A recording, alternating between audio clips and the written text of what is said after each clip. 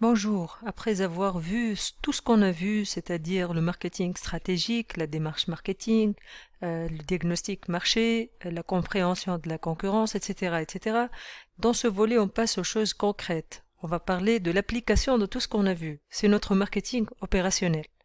Donc notre marketing opérationnel, c'est l'exécution tout simplement de tout ce qu'on a planifié, tout ce qu'on a mis comme stratégie, comme vision, etc. On va aujourd'hui le mettre en place sur le marché. On va le mettre à travers 4 volets. C'est le marketing mix, c'est les product, price, place, promotion. On va les voir. En fait, le marketing mix vu sous les 4 P, c'est la version classique du marketing, celle que vous allez trouver dans tous les bouquins du marketing, à commencer par la Bible du marketing, Kotler et Dubois, etc. Mais cette vision-là, elle a un peu évolué avec le temps. Forcément, vous allez me dire, on ne peut pas rester figé dans le temps aussi longtemps. Donc, il y a la nouvelle notion qui est les 6 P. Qu'est-ce qui s'est ajouté en fait? Les deux qui se sont ajoutés, c'est People and Process.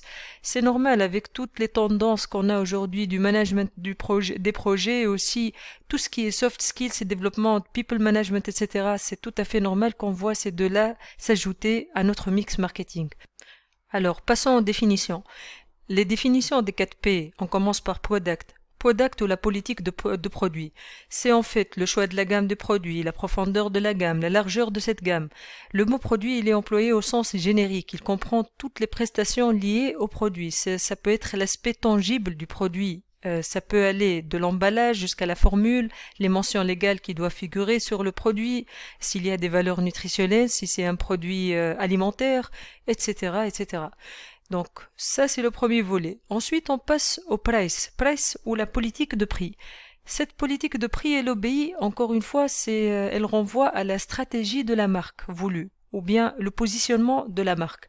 Si je vous dis que c'est un produit premium, on s'attend à ce que le prix, le price index, on parle plus du price index par rapport à un prix de référence, en général on voit un prix mainstream ou moyen de gamme et on se positionne par rapport à ce prix de référence. Si c'est du premium, le price index il va être supérieur à la base 100.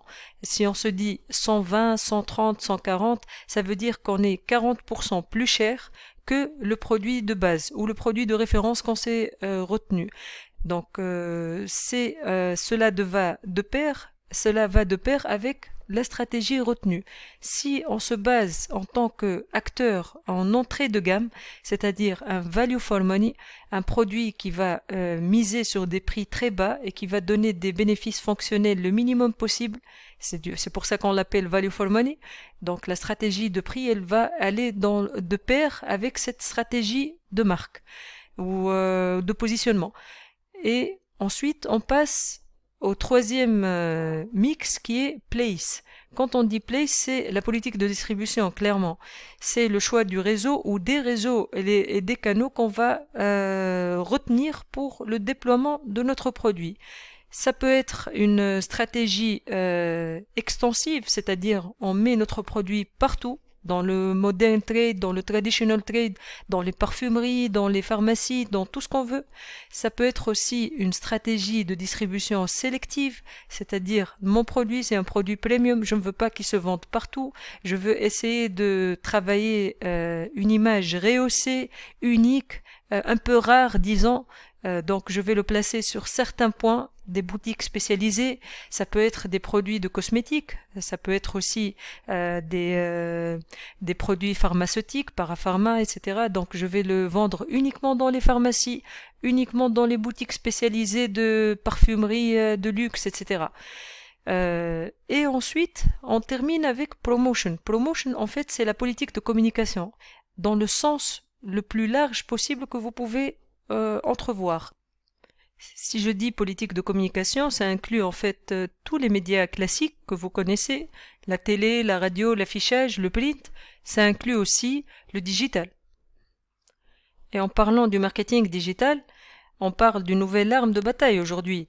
Donc essayons de voir quelques chiffres intéressants que j'aimerais partager avec vous. Ce contexte de digitalisation et le changement des règles du jeu, pardon. Aujourd'hui, si je donne un chiffre éloquent, c'est 221 fois qu'on regarde ou qu'on consulte notre portable pour voir les notifications qu'on a, les nouvelles notifications, 221 fois par jour. C'est assez important comme chiffre. Passons au deuxième chiffre, qui est de 3h16. C'est quoi en fait? C'est le temps passé par jour sur nos smartphones. 3 heures, vous vous rendez compte? C'est plus que la télé, c'est plus que le temps parfois qu'on s'accorde avec nos enfants. Allez, en dernier, je vous présente un peu les chiffres que nous présente Hootsuite chaque année. Donc, les derniers en date, elles relèvent de janvier 2020. C'est le Digital Around the World in 2020. Donc, on a un total de population de 7,75 billions. Sur ces 7,75, ceux qui utilisent l'Internet, 4,5 billions. C'est un taux de pénétration, c'est-à-dire ce taux-là, il est calculé par rapport à la population totale, qui est de presque 60%. 60% de la population utilise Internet. Et presque 50% est active sur les médias sociaux. Ce sont des chiffres énormes. 3,8 billions de gens qui s'activent et qui discutent sur les réseaux sociaux.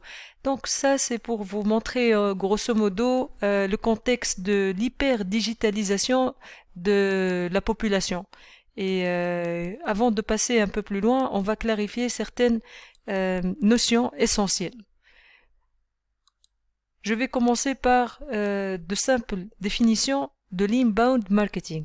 C'est quoi l'inbound? En fait, where the consumer is proactive in seeking out information for their needs and interaction with brands, attracted through content, search and social media marketing. Qu'est-ce que ça nous dit? Ça nous dit clairement que on parle d'inbound marketing quand le consommateur il est proactif dans la recherche d'informations qui obéissent à leurs besoins, pour répondre à leurs besoins, et qui interagissent avec les marques parce qu'elles sont attirées par ce qu'offrent ces marques. Ce qu'elles offrent, c'est le content. Search and social media marketing, c'est surtout le content. Donc la démarche elle est inversée, c'est pas l'entreprise qui cherche le client, c'est le client qui est à la recherche de l'entreprise. Pas réellement l'entreprise, mais ce qu'elle offre, ce qu'elle propose. Donc inbound marketing is focusing on attracting customers through relevant and helpful content and adding value at every stage in your customer buying journey. With inbound marketing, potential customers find you through channels like blogs, search engines and social media. En fait, ces clients, ils sont attirés par de l'information qui est importante et qui va les aider à travers un contenu qui va leur donner de la valeur ajoutée et qui va améliorer leur parcours client. Donc c'est l'inbound marketing. C'est-à-dire qu'on va attirer les gens. Les gens, ils seront, enfin les clients ou les consommateurs, ils viendront vers nous parce qu'on a quelque chose qui les intéresse. C'est plus nous qui allons faire l'effort de les solliciter. Alors, inbound et outbound, c'est quoi la différence? Vous connaissez certainement l'outbound. L'outbound, c'est le marketing classique. Le marketing qui a été pratiqué depuis une vingtaine d'années, qui a donné ses résultats, mais qui est aujourd'hui mis à l'épreuve ou bien pointé du doigt par la nouvelle génération des digital marketeers. L'inbound, c'est ce qu'on vient de voir en fait. Il n'est pas intrusif, il nécessite une autorisation. Parfois on l'appelle le marketing permissif. Il est basé sur du contenu pertinent et utile pour la cible bien sûr. Et la communication est liée bidirectionnelle, parce qu'elle requiert que les prospects viennent à vous et non le contraire. Si on doit schématiser d'une façon beaucoup plus simple, le marketing traditionnel, il est plutôt concentré sur le marketeur. Et par contre, l'inbound marketing, lui, il est customer centric. C'est vraiment le client qui est au cœur du sujet. Donc ça, c'est pour résumer d'une façon beaucoup plus simpliste les notions qu'on vient de voir auparavant. Une deuxième notion qui est très importante et intimement liée à l'inbound marketing, c'est le tunnel de conversion. Quand on parle de l'inbound, on parle d'une stratégie inversée, c'est-à-dire que ce sont les clients, les visiteurs d'abord qui deviennent des prospects, ensuite qui deviennent des leads et à la fin ce sont des promoters. C'est ce parcours-là dont on parle quand on parle de la stratégie inbound. Ce sont des strangers. Quand on parle de nos clients qui vont devenir nos promoteurs à la fin, à cette étape-là. Si on revient un peu plus en arrière, au départ, ce sont des étrangers qui sont en train de graviter autour de notre offre, de nos produits, de notre page Facebook, de notre entreprise, etc. Ils sont attirés. Ils sont attirés par quoi?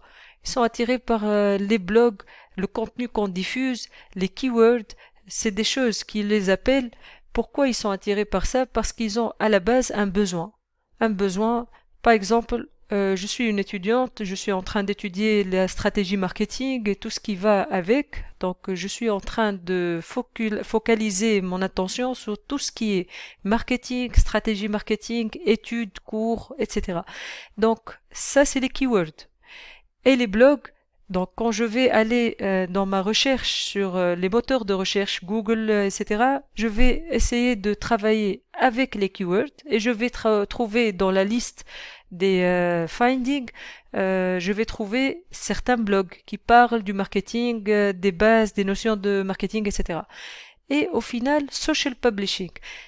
Si mon entreprise elle est un cabinet de consulting par exemple et qui est spécialisé en marketing, c'est le cas d'ailleurs, et qui va faire une série d'articles, de posts sur Facebook, sur Instagram, etc., sur les réseaux sociaux, en rapport avec le sujet qui m'intéresse, ça va m'attirer. Ça va m'attirer jusqu'au point de devenir visiteur. Je ne vais pas rester à graviter autour. Donc, je vais entrer sur la landing page ou bien la home page. Et la landing page, ça peut être la home page du site web de l'entreprise, ça peut être la page Facebook, ça peut être le compte Instagram de l'entreprise, etc. Ça peut être le blog de l'entreprise, ça peut être beaucoup de choses. Donc, je deviens visiteur.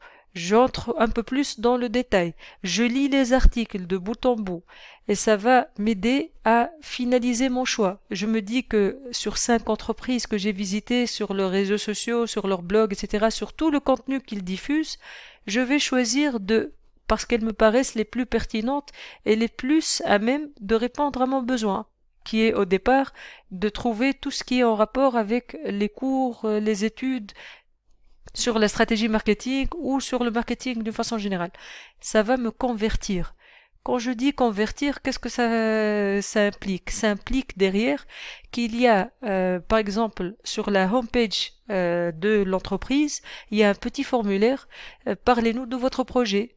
Laissez-nous votre mail, laissez-nous vos coordonnées, on vous envoie un livre blanc sur le marketing. Les b.a.-ba du marketing, sur la stratégie marketing, sur les nouvelles pratiques du marketing, etc.